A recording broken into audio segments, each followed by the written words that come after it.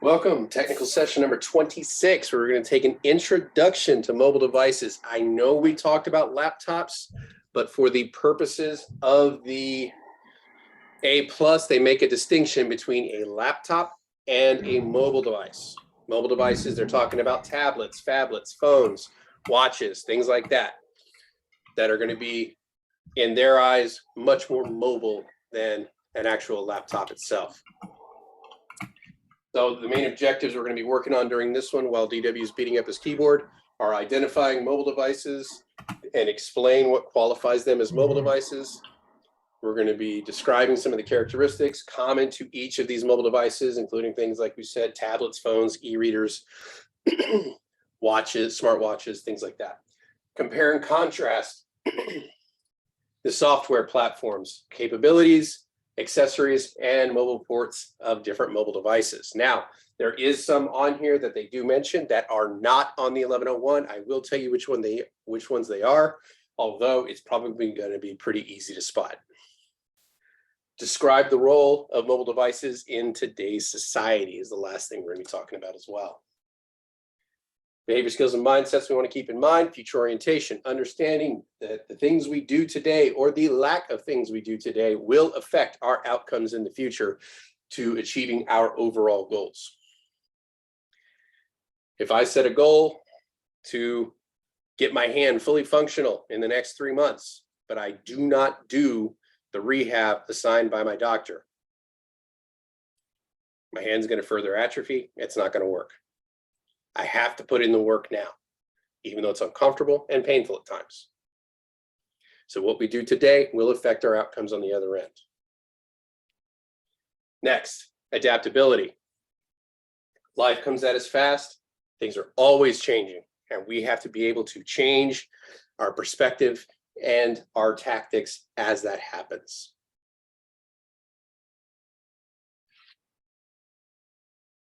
All right.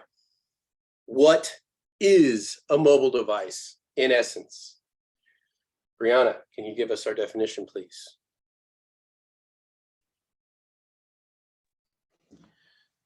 A mobile device is a small, portable electronic device that enables computing. As mobile devices have improved in capability, their use and their need for technical support has increased. Mobile devices use more of 3 software platforms: iOS, Android, and Windows Mobile.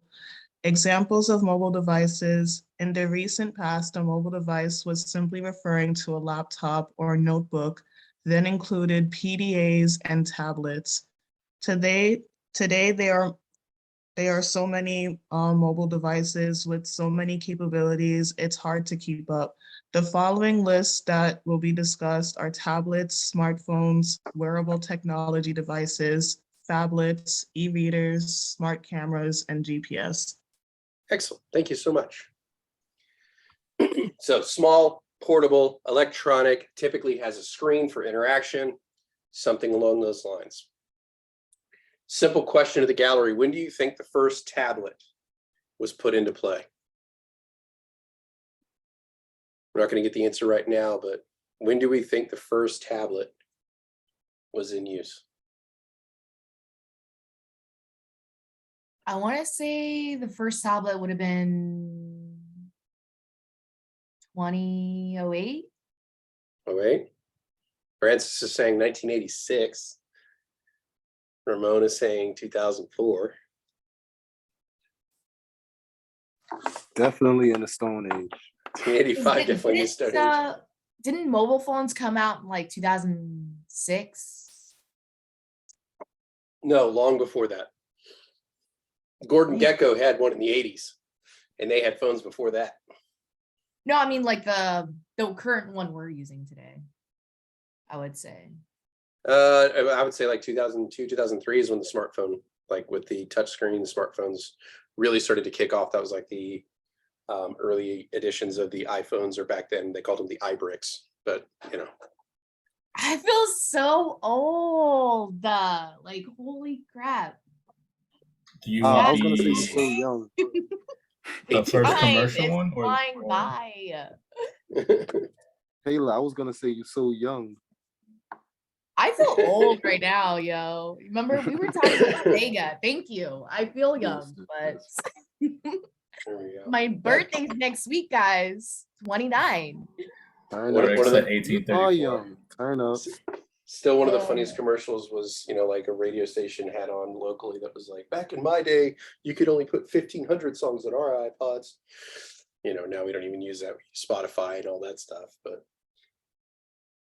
I just can't believe it. we'll get there. All right, so tablets. Early versions of the tablet were anything like they are today. Now they qualify as mobile devices.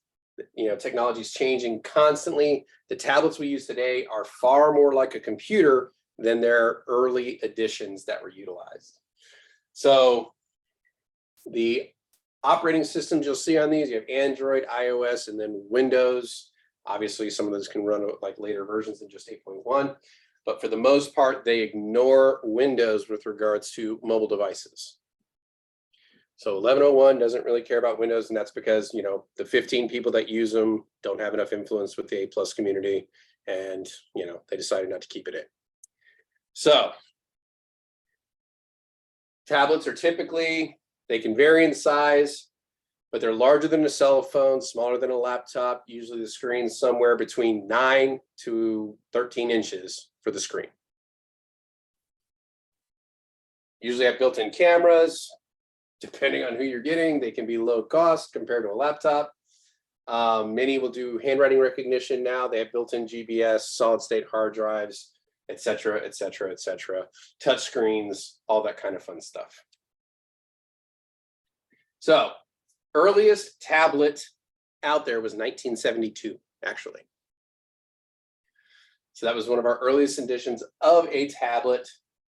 Was utilized in warehouses. And you can see the slow evolution of it over time, coming all the way to 2014. And back then, they used what was called a resistive touch screen. We will talk about this a little bit.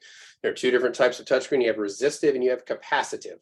Resistive works strictly off of pressure. Like if you've ever received a package from UPS or FedEx and they ask you to sign for it, they have that little signature pad that looks like it was beaten in with a hammer, and you have to sign your name on it or whatever. That is a resistive touchscreen. It is utilizing the pressure of your pen or hand in order to transfer that data to the system.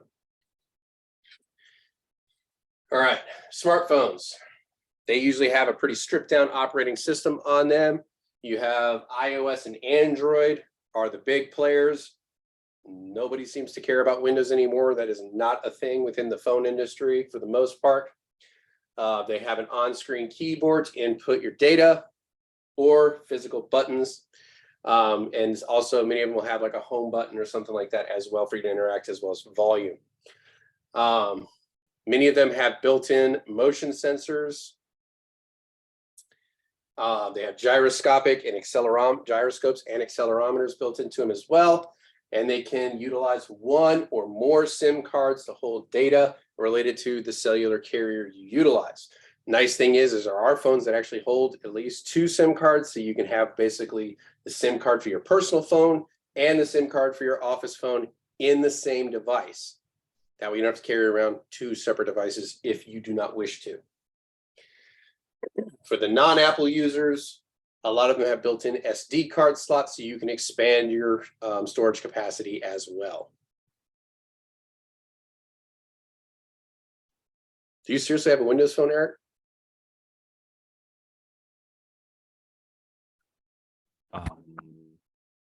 No, I don't Okay, think I'd be very satisfied. Not gonna lie. I was just saying, like, do you seriously have one of those? Because you would literally be the first student I've had that has one currently. I think I'd be the first person I even know that has one. I'm not gonna lie. They didn't really take off, hence they were Yeah. on the 1001. They but could have. they're not. Yeah, they could have. Excuse me, Kelly. Yes, Galen. Hey, good morning. You said that there were 2 types of touchscreens, right? Yes. One was resistant, and what was the other one? Capacitive. We haven't gotten there yet. All right. Thank you. So we will talk about that in more detail, I think, later on in this presentation. So All right. we will get there. Okay. All right. So the evolution of the mobile phone, you have the old school Gordon Gecko. For those who have seen Wall Street right here, it looks like a brick with an antenna on it. They even go back further than that. I remember my stepfather had to travel a lot for business. He had a satchel, which was like a messenger bag with a giant battery and a phone in it. And you literally would put it in the center console of the car and plug it into the cigarette lighter. And then it had battery life where it could work even outside the car a little bit. So they had satchel phones even before this, and then slowly evolving to the modern smartphones that we use today. So many of you may see phones you had in the past. I think it's funny if you look at all of them, you'll see how big they are and then how small, and then Yes. it just gets bigger again. Well, yeah, because it was to get it smaller and smaller and smaller and more portable. And then when you put touch screens on them, it was like bigger and bigger and bigger for the entertainment of the touch screen, to the point where they got so obscene. Like now the screens are like the size of people's heads. It's almost two hands holding that sucker up there. I can't even imagine trying to carry that around in a pocket, and then, so I imagine we're going to find a little happy middle ground where they'll just kind of stay around there. I think that's how life goes. It always start from one state, and then that's how it ends up back. Just how like we are born, we can't walk, talk, see. By the time we old, we can't walk, talk, see. Just like that. It's life. It's life. It was the It's old a circle riddle. of life. Yes. What walks on 4 legs in the morning, 2 legs at noon, and 3 legs in the evening? What's that? A human. A So human. when you're born, which is the dawning of your life, you're on 4 legs. As you hit, you quickly developed where you're using 2 legs, and then as you get older, you Now need you the want cane for 3. the 3rd leg. That's true. So it's an old riddle. All right. Wearable technology. Because we desperately wish to become the Borg. So, wearable technology devices. So one example of this would be smartwatches. Utilizes some Bluetooth technology. It can pair with a smartphone, but it doesn't necessarily have to, because many of them you can sign up for the own individual cell service for it by itself if you wish. You can use these to kind of expand the functionality of a current device you have, or make it so you don't necessarily need to have it with you all the time. So you can set it up for sending text messages. You can use them to take pictures, take mental notes, talk on the phone, do all kinds of stuff. And it can help in the medical industry, where it can keep track of heart rates, things like that. There has been several cases where people have had heart murmurs or heart defects diagnosed by an Apple device or by another smart device when they link it up with their healthcare provider, because they will catch the fact that something is going on, especially if it's an intermittent issue. Many of them now, they have ones that are being developed or in use, but they're kind of bulky right now, that can read blood pressure and stuff like that. So we can utilize these things for a bunch of different features. Some of the common things they have, GPS built into them. For those people who like to go on runs, they can map their trails and stuff like that. You have anti-lost alerts. So if anybody here know what a silver alert is? Is that when kids are taken? Like, That would be amber. oh, So I did silver not alert. know. I don't know. Actually, I never heard It's- of that before. George has got it. It's basically when an elderly person who has like Alzheimer's or something like that wanders out of a facility, they will send up a silver alert so that they can locate the person quickly and find them. A lot of times they will put GPS watches on them so they can ping those watches and find the people pretty quickly. And it has helped it, that way they can find the people before they get scared or, get hurt or something like that, and get them back to where they are safe. One of the other functions of them, just generic time displays. So they actually operate as a watch. The watch community was dying after the invention of cell phones, because why would you need to wear a watch when you have a cell phone in your pocket and it keeps time? Watches became status symbols more than a necessity to keep track of, what time it was. Vibration alerts, as phone calls are coming in, text messages, notifications, all that fun stuff. It'll vibrate on your wrist, and you don't necessarily need to worry about if, you know, you can feel it or not, if it's in a purse or a backpack or something like that, if you have your watch or your phone off your person. I have a And question. yes, Cynthia. Is that the same like the one they put on kids after they are born? Because I remember when my son was born, they said don't walk towards the exit, because once you walk there, it's gonna, I don't know, make some noise and the police will come. Is that the same thing? No, that's not the same thing as that's like an RFID chip, and they have readers at each entrance to make sure that, you know, people aren't trying to walk off with a baby or something like that. It's just an added security measure they put. And then the parents, as they're in there, they will have them as well so that they can walk in and out. And then they have indicators that will link that child with that parent. So, but that's more of an RFID chip, not a wearable smart device like this. Because for the mobile device, what we're looking for, it is small, portable, battery operated, and it has a screen on it. So that's one of the key indicators, is that screen as well.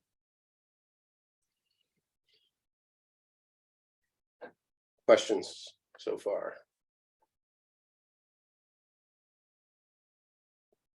All right. So smartwatches, this is probably hands down one of the most popular because people will use them a lot for fitness trackers. You can track your steps during the day. You can track how far you've gone, your heart rates. Again, some of them, the fancier ones, can do blood pressure, but those tend to be, again, really bulky.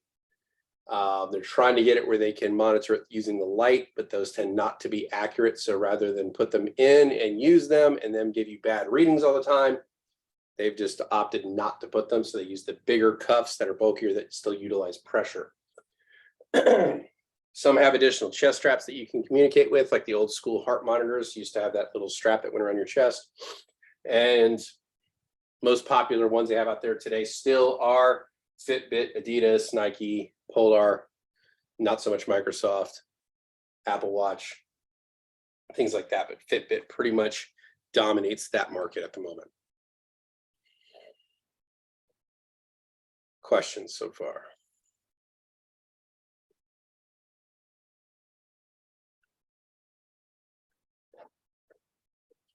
All right, other types you have the augmented reality type ones like Google Glass, although Google Glass had what was considered to be a really high creep factor. So it tended to not be successful, mostly because of that. People walking around with a camera on their head all the time tended to weird a lot of people out. Most businesses didn't want you coming in with them, all that kind of fun stuff. So it lost a lot of functionality. They're trying to, you know, work around this with newer iterations to make them more useful, some without cameras, but then they become strictly communication devices where it will just feed you your, you know, you have messages, notifications, stuff like that. But the augmented reality let you get directions from it, lets you know what was around you, points of interest, things like that.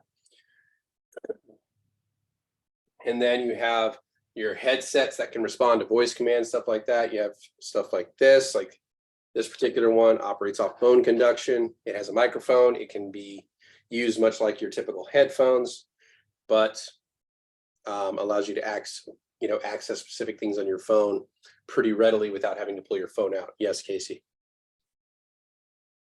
Oh, I was just wondering, do you think they can implement that, like instead of glasses, like maybe in contacts? I feel like a lot of people wear contacts. They like, do have a version of augmented reality in contacts already, but it operates monochromatically.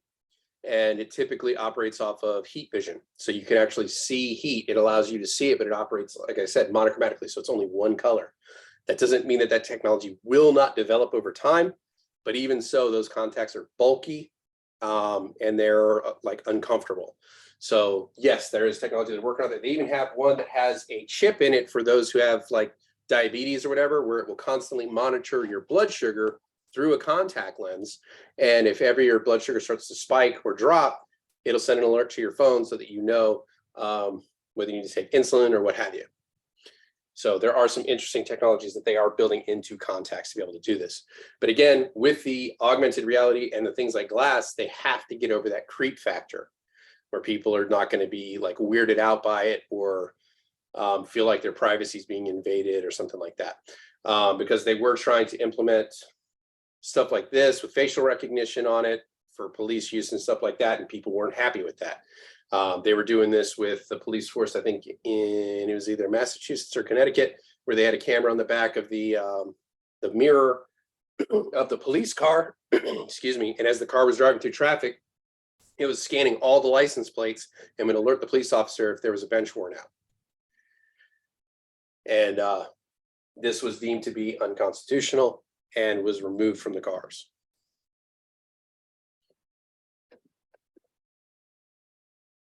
All right.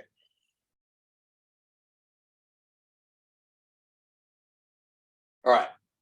Other mobile devices that we may come across here, the phablets.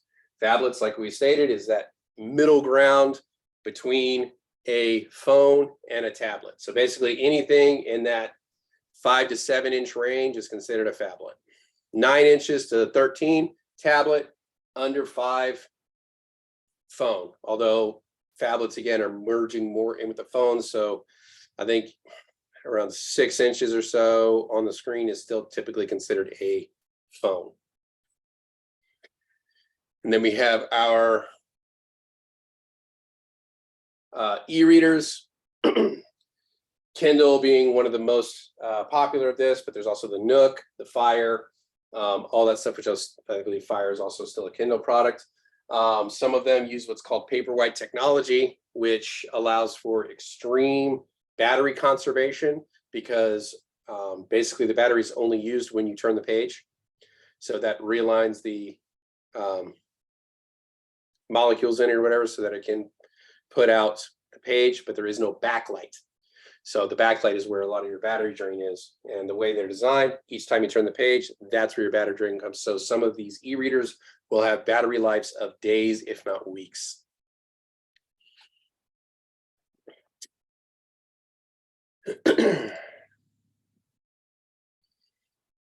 All right. Other mobile devices, smart cameras. Smart cameras are typically DSLR. And again, they have the screen on the back for you to be able to interact. No screen, they do not consider it to be a mobile device. GPS, believe it or not, there are standalone GPS devices. In fact, that's originally how they were. Some people still utilize them. Most commonly used in navigation. People still have Garmin's in their cars, Lorans on their boats, things like that, that will help give them directions and find where they need to go, things like that. Now, GPS operates off of satellites. Now, the satellites, all they do is send out little pings of data. So it's tiny little, pings at particular intervals. In order for a GPS to make a calculation, you have to have visibility of at least 3 satellites. So line of sight, view of the sky, 3 satellites in order to get coordinates. We will talk about this here in a moment. But the satellites themselves do not make any calculations. All the calculations are done inside the GPS device based upon the pings they're receiving from the satellites. So the receiver actually does the calculations. The satellites, all they do is send out pings. All right. Common characteristics of mobile devices. Screens, we talked about this. They do have a variety of screen types. Most tablets use LCDs, although they are moving more and more into the OLED technology because you get the crisper colors, things like that. Yes, they are a little more expensive. Unfortunately, they do have a shorter lifespan, but you're able to get higher definition images on them. Less expensive tablets would use the old school twisted pneumatics, which we talked about when we were talking about display devices. Better ones will use the IPS or in-plane switching. And now they also use, some of them also use what's called the V8 or vertical alignment. But again, most of that technology is moving towards OLED because of the flexible screens, better, richer colors, and the screens are thinner.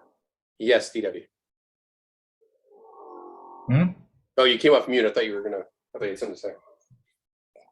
I don't know why it took me off. Yeah, all right. So, mobile devices, almost all of them have touch screens at this point. There are two main types of touchscreens, which we briefly touched on before. You have resistive, which deals with pressure. Like we said, like the old school UPS signing pads or the credit card signing pads that they used to have in the grocery stores or whatnot, where it was relying upon pressure to input the data into the actual system. Modern day devices use what is called capacitive touchscreens. They are much more sensitive to touch, and they don't require any type of ongoing calibration. They auto calibrate whenever you reset them, whenever you restart the device. Resistive have to be calibrated all the time. Which again is why it seems like whenever you're signing a UPS device, it looks like the person before you is like just mashing the pin down on it, and that's because it probably wasn't calibrated properly, and they're having to press harder and harder in order to get the signature into the device. So those are the older touchscreen devices. More modern ones, capacitive touch, and it is operating off of electrical connectivity. Have you ever had it where you were going to touch a button on your screen and the button clicked before your finger ever touched it? Anybody ever have that happen working with their smartphone? Like you're about half an inch to a centimeter off and it goes in and clicks the button for you? Takes it, yeah. Yeah, think of that like an ESD, electrostatic discharge. You're getting close to your phone and it was neutralizing the charge. So it was able to pick up that connectivity or the conductivity and pass it on to the phone. It's also why if you're wearing stuff like gloves, if they're not specifically built to work with mobile devices, the device doesn't register you. Questions on resistive versus capacitive?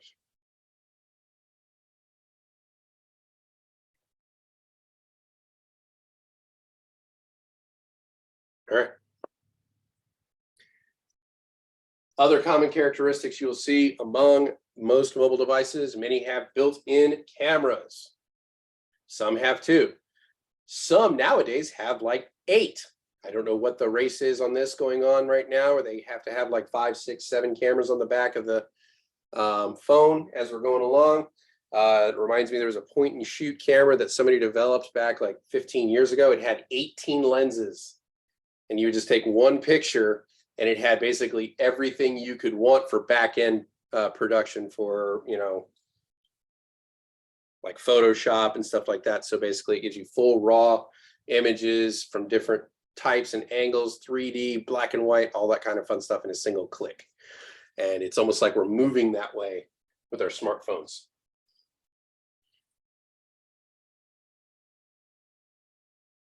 All right. Also, microphones, almost all of them have built-in microphones. Even your smartwatches, they have built-in microphones, so you can sit there and talk into them and stuff like that. Some of you, if you have Apple Watches, I didn't know I don't know if you know this, but you can actually remote into your phone and take pictures remotely. So if you set up your phone on a tripod, you can actually use your smartwatch as a remote for your phone. And go ahead and activate the cameras and remotely take pictures if you wish. And then again, GPS, which is for the most part a location service. All right. Other common characteristics, many have built-in internal storage or expandable memory. So many of your Android phones, cameras, stuff like that, you have expandable memory that you can install with either SD or micro SD cards to give you more use and functionality. For you Apple users out there, you have to buy the memory up front because they do not allow expansion.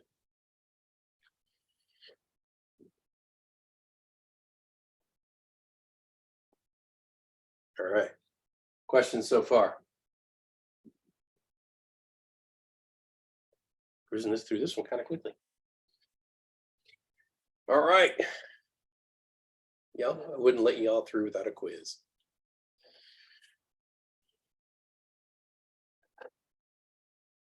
And I know the question's coming, so I'm gonna go ahead and just drop the link.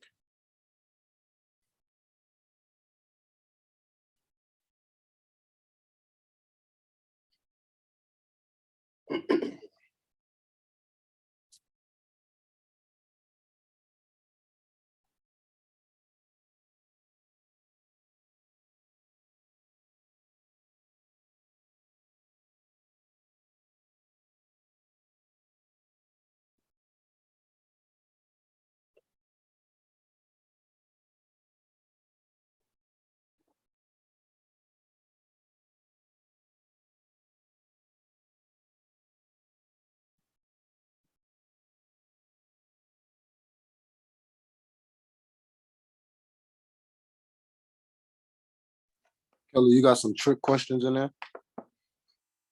It's always possible. Telescope, really? Man, you better be careful, man. A telescope. Why do you think I agreed to work in Brooklyn but live in Florida? Oh, because you're a tricky man.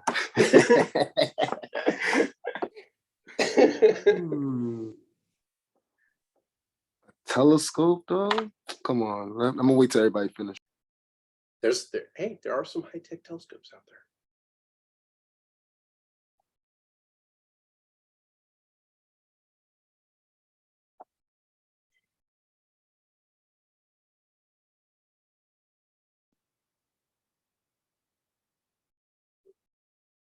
Yeah, see, that one kind of tripped me out because I have a friend who has like a really, really like top of the art telescope. And I mean, it would be portable, right? Like, would that be considered all right. mobile? I would say this.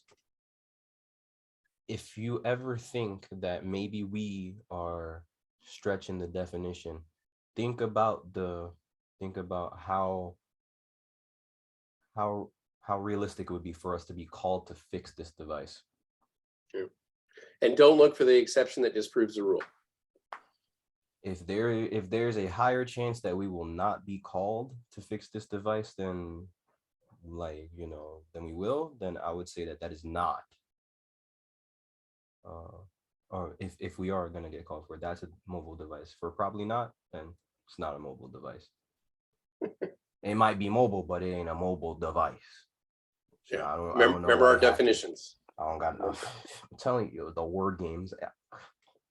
I gotta talk to the people at CompTIA, dog. Oh, they're meaner than I am. Everybody that, if it's not Mike Myers, if it's not Professor Messer, and it's like Kelly and Darwin, all of you guys have said that CompTIA doesn't know how to word stuff. Well, they like scenarios. But they don't know how to use words. I get that. But here's my question for you. And this actually is changing now, but up until recently, they did not put out a study guide or any of that stuff.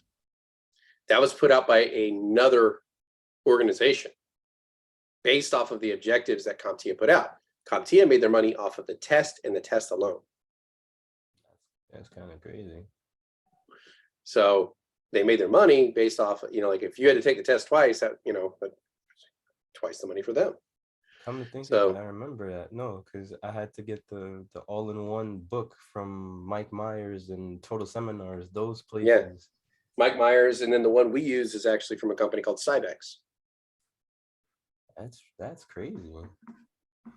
So they're starting to put out guides and stuff like that to a degree, but still their primary bread and butter are the exams.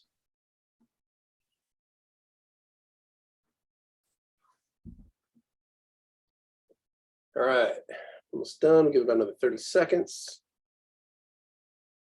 So Kelly, you see the little average, the 9/11 average? I'm seeing like a few of them. It's probably the same too.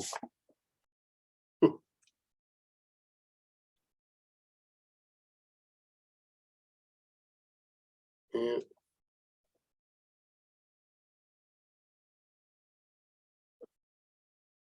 All right, here we go. Scroll down, you'll be able to take a look at your answers.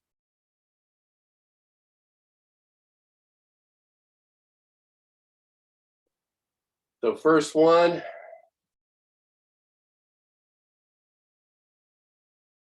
iPhone, is it mobile, not mobile?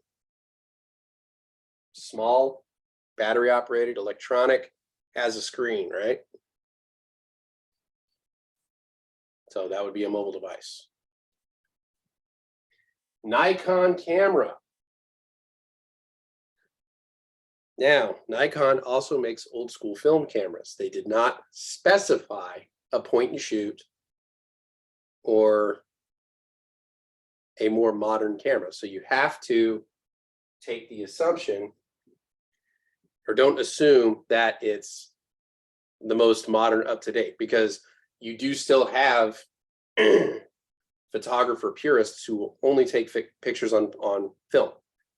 So those would not be mobile devices, just an old school camera. Galaxy Tablet S2, got a screen, electronic. It is portable. So that falls into that mobile category. Amazon Kindle Fire. That is a smaller version of a tablet, 7, 8 inches roughly on the screen. Small, portable, electronic, has a screen, touch screen. PlayStation 4, not mobile. Can you do some things to make it mobile, like make it so that it can operate in a car, and or off a battery pack or something like that with a small LCD screen or LED screen or whatever? Yes, but inherently in and of itself, it is not a mobile device, and it doesn't have a screen built into it as it is. BlackBerry Passport, yes, it is an older phone.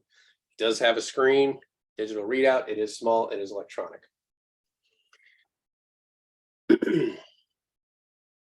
Apple Watch has a screen, small, electronic, portable, all that fun stuff. Even though most times it is an accessory to a phone, it also can operate on its own. iPod Shuffle, not a mobile device. Can anybody guess why? With no screen. No screen on a shuffle. Screen. So it's got to have a screen. So not technically considered a mobile device at that point. iPad without cellular function, still a mobile device. I'm not technically in the classroom, Kelly. You're not technically in the classroom? No, I'm not. Because you're remotely? Yeah. Yeah. Technically. Does that mean we have to mark you absent? I ain't say all of that.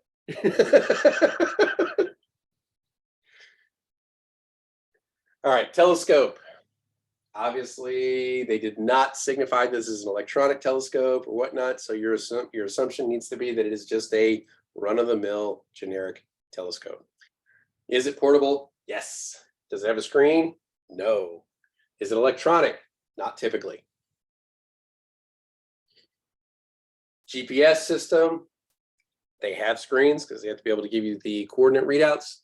They are mobile and they are electronic. iPhone, we went over this with a other mobile smartphone prior to this. Yes, mobile device. And then we're back to the Nikon. All right. Not too bad on that one. I do like the way that one operated, but we have we got to trick you on some of them, or at least make you think a little harder on some of them.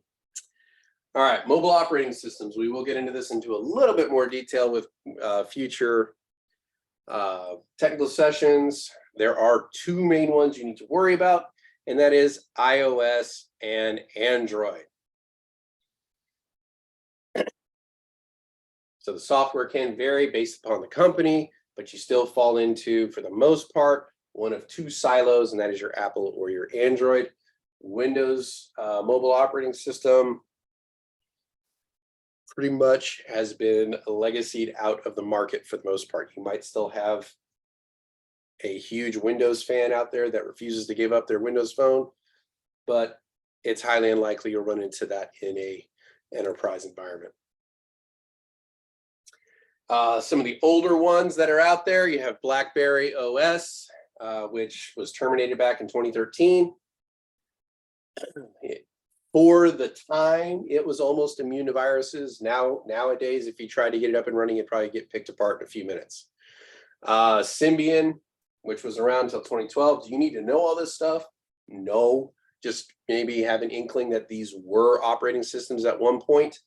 Bada, HP, Migo, and then the interesting one of the group was the Tizen, which was a Linux-based one, and they couldn't really get a foothold in the mobile market, but are crushing it in the smart TV market. So they took that operating system, transferred it over to smart TVs, and now they own almost a quarter of that market with regards to their operating system. So they were able to adapt into a different market, even though they could not gain a foothold in the one that they initially were attempting. Common devices, iOS, that's on your iPhones and your iPads. It is a proprietary system. It's only going to be on Apple devices for the most part. And then Android pretty much goes on everything else for the most part. There are some other Linux operating systems that are being developed now that have some promise that will get you out of that Google, Apple silo, if you wish. I'm excited for that personally, just because the more I learn about cybersecurity, the less I want to deal with either one of those companies. But they're not really ready for prime time yet, unless you're super good at Linux. But they are in development and getting better. All right, accessories. Devices that we can utilize with our mobile devices to expand functionality, make them much bulkier and less mobile. So some of this stuff may include headsets, which is one of your most common ones for your smartphones. People tend to have that Bluetooth headset in or whatnot all the time. Speakers, protective covers, putting your phone in an OtterBox is almost a requirement at this point, or some form of protective cover. Game pads. I have not seen a lot of these, but I know they are out there. Mostly, I guess, because nobody really can, has designed one that's just really easily transferable for a mobile device that's reasonably priced.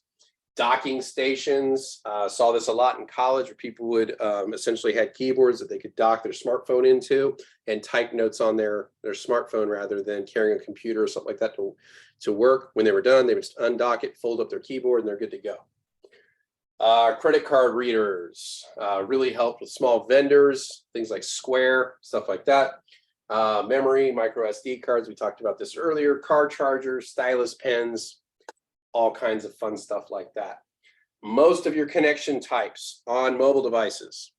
Apple, for the most part, uses the Lightning. The older ones used a 30 pin. It was a real wide connector. Was for the older ones. I think it was iPhone 5 and earlier. Yeah, 30 pin. I have a question. Are they still going to ask about that in the 1101? I imagine they will, because they're just now phasing out VGA and DVI. So just in case, it's good, it's just one connector, you're losing two that you have to really keep, tabs on, or VGA, excuse me. We don't have to really keep tabs on that one. But so you have your micro and mini USBs for most of your mobile devices for quite a long time. Lightning was proprietary. That was an 8-pin for the Apple device. It was iPhone 6 and later. Bluetooth connectors allows you to get a pretty good low throughput wireless connection. NFC or near field communication, for those of you who use like the Google Pay or the Apple, the Apple Pay or whatnot.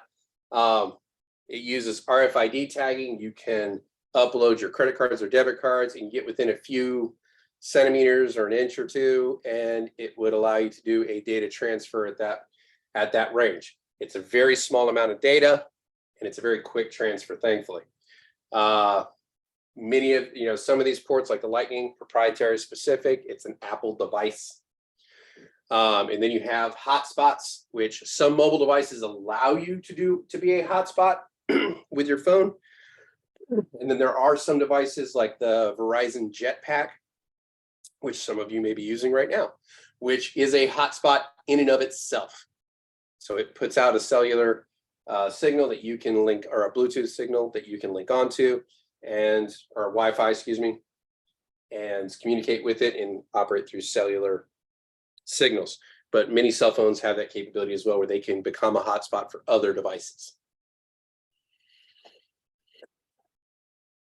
Questions so far? I know we're getting antsy for a break, but we're almost done this one, and then we'll take a quick break. We only got like 2 slides left. All right. Basically, we don't really need a slide to tell us this, but for the most part, mobile devices have become very, very central to our lives. How many leave home without a cell phone? No? Me, sometimes. I mean, sometimes, but like regularly. Only because my kid, because I could be without these mobile devices sometimes. Most times, yeah. I mean, I can tell you the first cell phone I got, it was given to me by my mother when I was in college. She's like, here's a cell phone for emergencies. Like, okay, so I turned it off and threw it in my glove compartment and never turned it on. And then people would always call it and say, why don't you have your hat? I was like, well, it's for emergencies, so it's in my glove compartment. Otherwise, I don't use it. So why have it on if I'm not using it? That's funny. Wow. You see how it evolved to some people can't put it down. Yeah. And yes. Kel, I have a quick question. I hope it's not off the topic. So I was in Africa few months ago, and I stayed there for 2 months, right? Mm-hmm. And at some point, I remember when you asked this question, at some point I did not have my cell phone. I couldn't use a cell phone because my phone died. So I have a question. When it comes to the European, because the country where I'm from, they use the European vault. Mm-hmm. So I charged my phone and it just died. So I'm asking, can it be too much? Like the charge, can it be too much? Because I think that's what happened. I was there for 2 yes. months. If you don't have a converter, like where it will convert the voltage, you can fry your phone. Oh, that's what happened. Oh my Because remember, God. they work off 220, we work off of 110. So it's not enough that the plug fits. You have to make sure that the voltage is changed too. So they actually have plugs that convert the voltage for you, and then you would plug it in and it wouldn't damage the phone. But if you just quite literally go in and plug it into somebody else's USB on the European standard, yeah, it can fry the internal electronics in your phone. Oh, wow. Thanks. I just learned in this class. I couldn't figure out what happened to my phone, but now I understand. Mm-hmm. It does happen. All right. So for the most part, how do people use mobile devices? To stay in contact with other people, look up interesting bits of information, to keep people from interacting with them in public. There's a wide variety of reasons that people use mobile devices. Unfortunately, TikTok, get help in emergency situation, all that kind of fun stuff. There's a variety of reasons why people have them, but again, they just have become such an integral part of everyday life.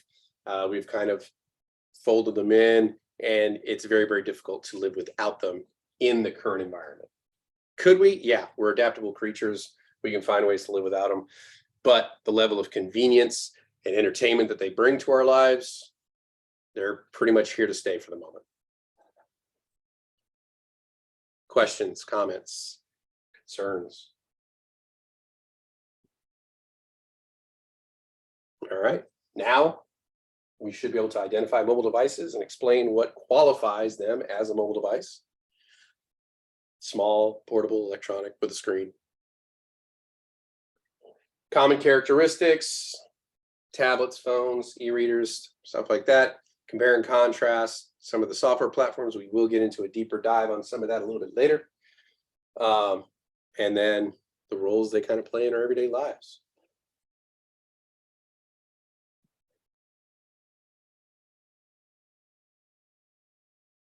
All right.